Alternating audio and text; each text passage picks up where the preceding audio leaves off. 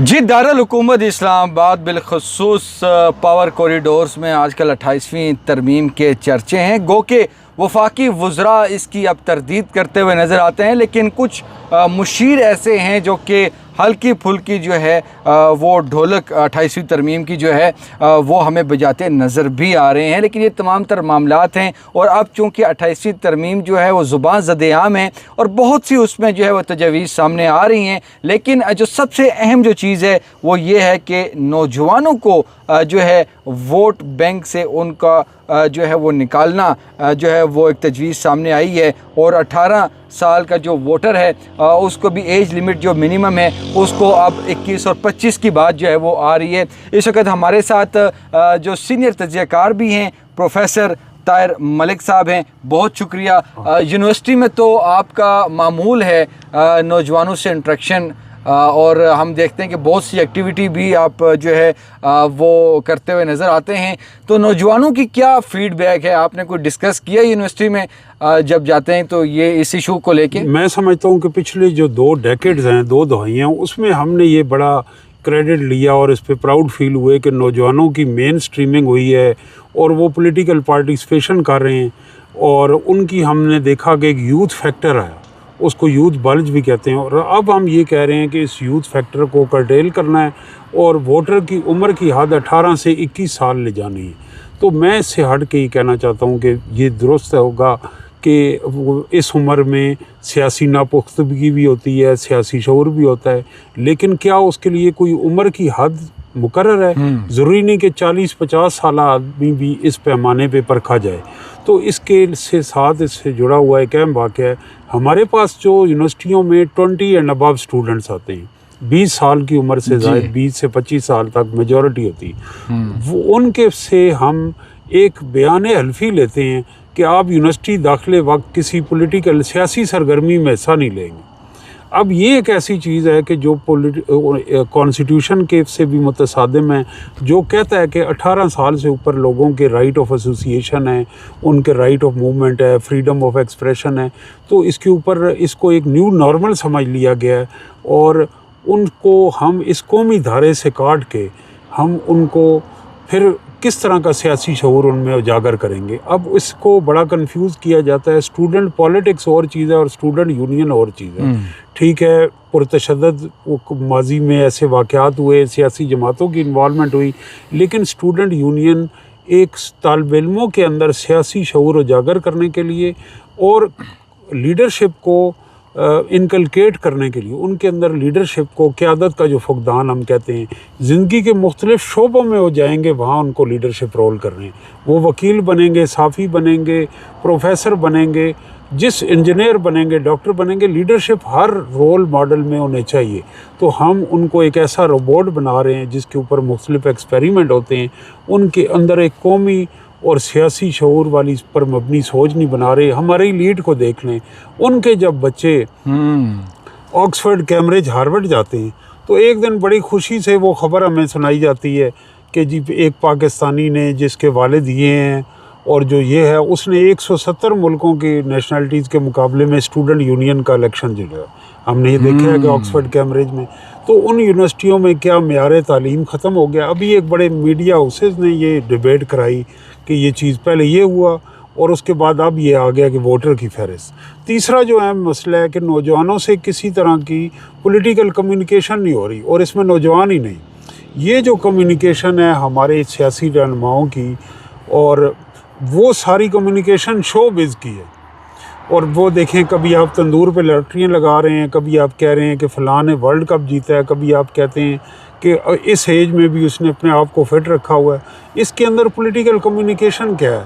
आज नौजवानों दूसरी को तरफ के हैंडसम है, मतलब अगर हम यही कह रहे हैं की बात करें तो जिस तरह आप बात कर रहे हैं, तो पॉलिटिकल कम्युनिकेशन होनी चाहिए कि नौजवानों के राइट्स हैं, उनके चैलेंजेस क्या हैं, उनके अच्छा, ये जो आप बात कर रहे हैं, हम देख रहे हैं कि जो ग्लैमर और जो पर्सनैलिटी स्पेसिफिक जो है उसको बड़ा आइडियलाइज़ किया जाता है, लेकिन जो नज़रियात हैं, जो इश्यूज़ हैं और स्पेशली तौर पर जो पॉलिटिकल पार्टीज़ के जितने भी जो मंशूर हैं, वो आपकी यूनिवर्सिटीज़ में और दीगर में नौजवानों में उस पर डिबेट बहुत कम हमें बहुत कम की जाती है। और काज एक सियासी जमात को तो हम कहते हैं कि उसको ब्लेम किया जाता है कि ये कल्ट है। तो बाकी कैसे बिहेव कर रहे हैं, वो भी मुकाबले में एक टिकटॉक और कल्ट और वर्चुअल वर्ल्ड के ज़रिए कर रहे हैं। जो इस सोसाइटी के इश्यूज़ हैं उससे नज़रें चुराने का ये एक ज़रिया है कि लोगों को एक और ट्रक की बत्ती के पीछे लगा दो और उनकी एक फ़ैन फॉलोइंग क्रिएट करो, जहाँ के ऊपर कोई बात पर्सनैलिटीज़ पे हो, इश्यूज़ पे और स्टेट को जो चैलेंजेस हैं दरपेश हैं उन तक बात जाए ना। तो मुझे भी यही लग रहा है कि ये जो तजवीज़ आई है शायद कोई जो है ये मैं इस लिहाज से अच्छा समझता हूँ। मैं समझता हूँ कि अगर कोई तरमीम होने जा रही है तो आपको वो व्हाट्सएप पे वो लोगों को भेजने के बजाय उस पर सोसाइटी में डिबेट करवाएं। आप किसी यूनिवर्सिटी में ही चले जाएं, वहाँ आप नौजवानों को हिम्मत करें, माइक दे दें। वहाँ तो माइक भी कंट्रोल होता है। हमारी किसी यूनिवर्सिटी में मकालमा नहीं हो रहा, मोनोलॉग है, और माइक रखा होता है वहाँ पीछे लोगों ने, वो जिसको इशारा करते हैं उसको माइक पहले से ही वो सारा उसका अरेंजमेंट होता है। तो सब माशरे में मकालमा, और ये आइन बन चुका है। आइन साज असम्बली ने बनाया 1970 के इलेक्शन में। उस वक्त बड़ी डिबेट हुई ईस्ट पाकिस्तान वेस्ट पाकिस्तान में, आइन कैसा होगा, सूबाई खुद मुख्तारी कैसा किस शक्ल में होगी, निज़ाम सियासी सदारती होगा, पार्लिमानी होगा, और लॉज़ के ऊपर और राइट्स के ऊपर पूरी डिबेट हुई।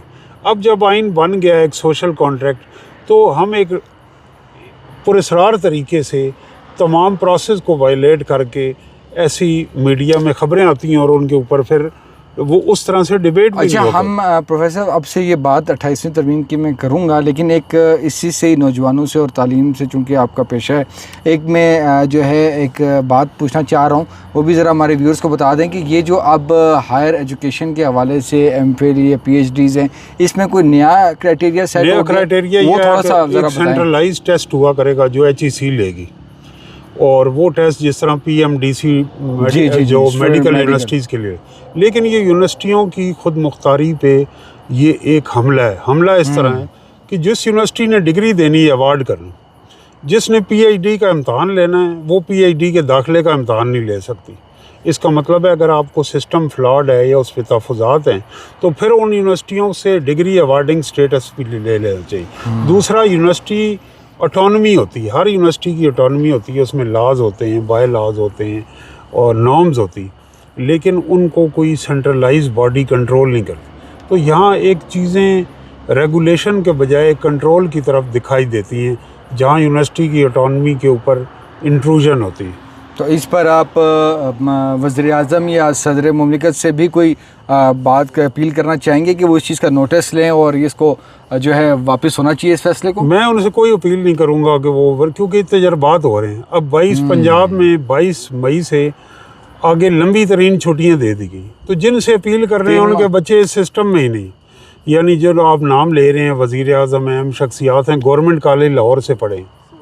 अब आगे उनके बच्चे गवर्नमेंट कॉलेज लाहौर से पढ़े होंगे, उनकी थर्ड जनरेशन नहीं पढ़।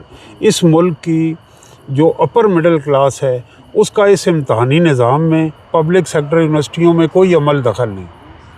वो यहाँ स्कूल लेवल पे, हाई स्कूल लेवल से ही वो बाहर के इम्तहानी सिस्टम निज़ाम जो होता है बरतानिया अमेरिका, वहाँ एंटर हो जाते हैं, और दरमियान में उनके पेपर शादी हॉल्स में होते हैं, एयर कंडीशन हॉल में होते हैं, और वो यहाँ डॉलर्स में फ़ीस करते हैं, स्कैन करके वो पेपर बाहर जाते हैं और फिर वो यहाँ से एक ट्रांजिट के तौर पे बाहर चले जाते हैं।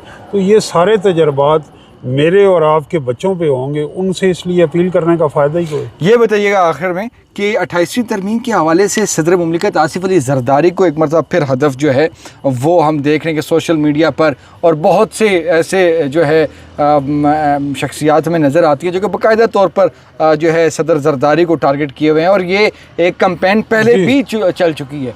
तो आप क्या कहते हैं कि सदर जरदारी साहब जो हैं उनके हवाले से आप क्या कहते हैं? मतलब कि समझा जाता है कि मफामत के वो किंग कहलाए जाते हैं पाकिस्तान में, तो ये 28वीं तरमीम और ये तमाम तर मामला, मैं इस वजह से आपसे पूछ रहा हूँ कि 2.5 साल का फार्मूला हमने सुना था जब ये हुकूमत बन रही थी, और हमने ख़ुद इन कानून से सुना था, हमारे सामने बहुत आला शख्सियात बैठी थी जिन्होंने ये बात हमें बताई थी।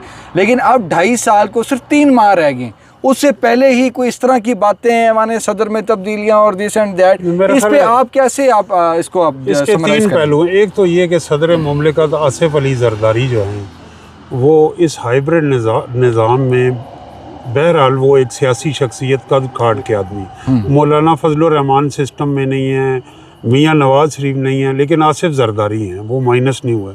दूसरा, वो फेडरेशन की नुमाइंदगी करते हैं, उनका ताल्लुक सिंध से है और बलोच ट्राइब से भी है, और सिंध के जो नहरों वाला इशू है उसके ऊपर उन्होंने स्टैंड लिया। सूबाई खुद मुख्तारी पर अगर वो कोई चीज़ एक्सेप्ट करते हैं तो पीपल्स पार्टी की सिंध में सियासत ख़त्म हो जाएगी। दबाव है, दबाव का नतीजे में हमेशा उसके नताइज ताकतवर लोगों के हक़ में निकलते हैं। पीपल्स पार्टी मान भी जाती है, लेकिन उनके लिए बड़ा मुश्किल फ़ैसला है।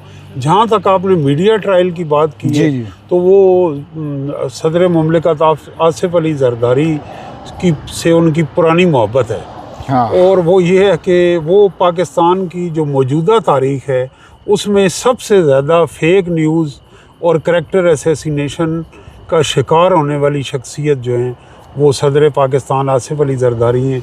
लेकिन ना वो किसी चीज़ का जवाब देते हैं और ना कोई तरदीद हासिल करते हैं, और तारीख मुस्कुराते हैं, और फिर वक्त भी मुस्कुराता है। ऐसा ही है, कि जो लोग ट्रायल करते हैं उन्हें मैंने देखा है, जब वोट टेकिंग हो रही थी तो एक बहुत बड़े मीडिया हाउस के ओनर थे, तो उनको इस वक्त एक मुशीर हैं प्राइम मिनिस्टर के, वो पिछले दरवाजे से लेके आए कुर्सियों से, उसी अखबार से वो वाबस्ता भी रहे थे, और बड़ी शर्मिंदगी में उन्होंने आसिफ अली जरदारी को तकरीबन घुटनों तक झुक के ओस टेकिंग मुबारकबाद दी।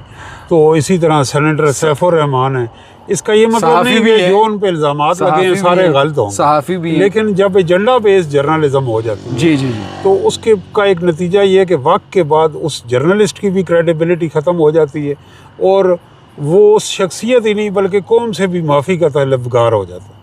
तो ये तमाम तर मामलात थे, और बड़ी खूबसूरती से जो है सीनियर तजियाकार जो हैं ताहिर मलिक साहब ने तमाम तर इश्यूज़ पे बिलखसूस जो नौजवानों का जो मसला है उसको जो है उन्होंने हाईलाइट किया है, और इस बात पे ज़ोर दिया है कि जो हमारे नौजवान हैं उनको मज़ीद बाइख्तियार बनाने के लिए, सियासी शऊर देने के लिए जो है उस पर काम करने की ज़रूरत है, ना कि जो उम्र जो वोटर की जो उम्र की जो हद है उसको जो है ख़त्म करने के जो मामलात हैं। तो ये तमाम तर मामलात हैं। अगली मरतबा फिर हाज़िर होंगे एक नई स्टोरी के साथ, तब तक के लिए इजाज़त। अस्सलाम वालेकुम।